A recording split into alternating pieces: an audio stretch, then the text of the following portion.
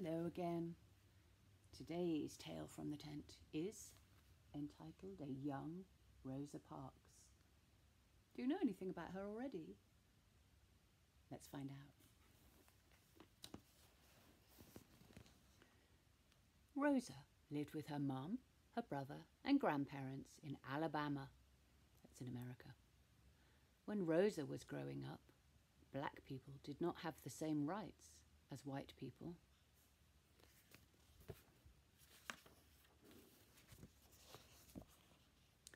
In those days, schools were different for black children and white children. White children went to better schools. They had heated classrooms and new textbooks. Black children went to school in run-down buildings. They had no heat, no desks, and few books.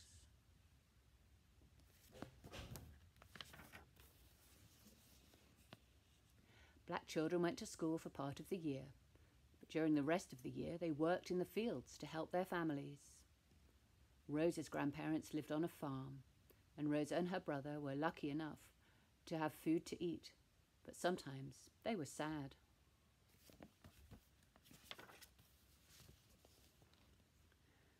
African Americans were not always treated fairly or kindly. Sometimes they were afraid.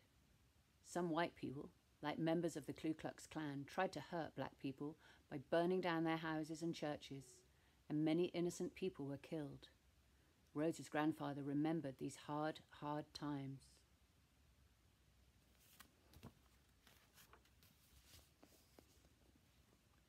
When Rosa was growing up, she liked to listen to her grandfather's stories.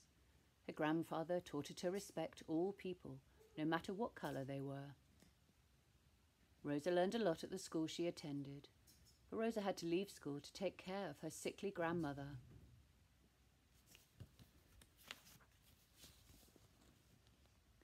In 1932, when Rosa was almost 20 years old, she married a man named Raymond Parks. He was a good man who helped Rosa to finish high school. They lived in Montgomery, Alabama. Both became members of the NAACP, and that's the National Association for the Advancement of Coloured People. This group worked for civil rights. They wanted all people, no matter what colour, to treat each other equally.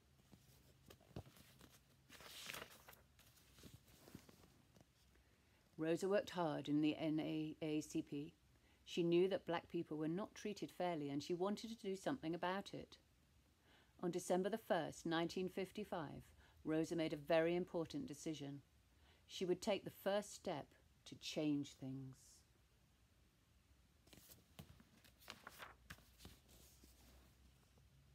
On that day, Rosa left work feeling tired. She had worked many hours sewing at her job in a department store. Rosa got on a bus and took a seat. Black people were not allowed to sit in the front of the bus. They had to sit in the back. Only white people could sit in the front. This was called segregation. It was the law in Montgomery and many other parts of the South.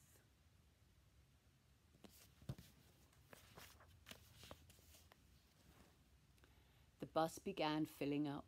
Soon there were no seats left. The bus driver told Rosa and some other black people to give up their seats for white people. Rosa was the only one who did not follow the bus driver's orders. The driver told Rosa he would have her arrested if she did not get up.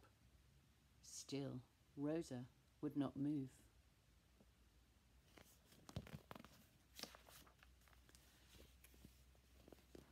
Rosa Parks was arrested and taken to jail.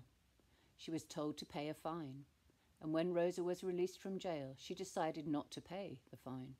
Instead, she fought to change the unfair bus law.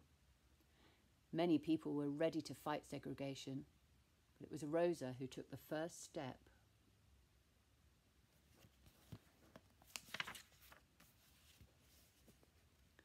Rosa and her friends organized a boycott.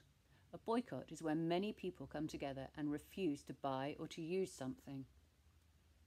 All the black people who usually rode the bus to work agreed to walk instead. This meant the bus company would lose money.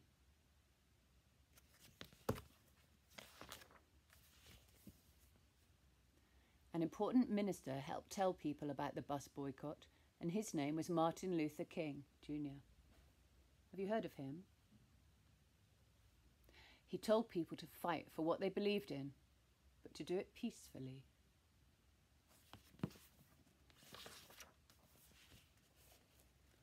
While the boycott was going on, Rosa's lawyers took her case to the Supreme Court. That's the highest court in the United States. Rosa's lawyers said that Rosa should not have been arrested. They said that segregation on buses should be against the law because it treats black people unfairly.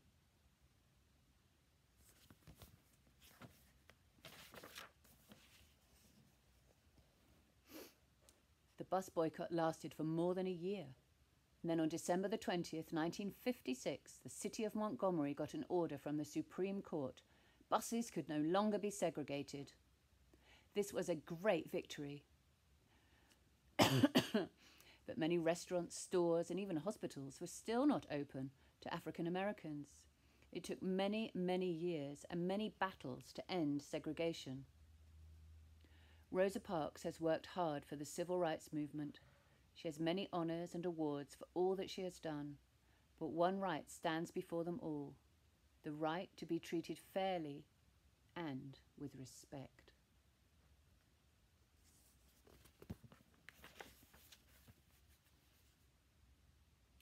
Young Rosa Parks.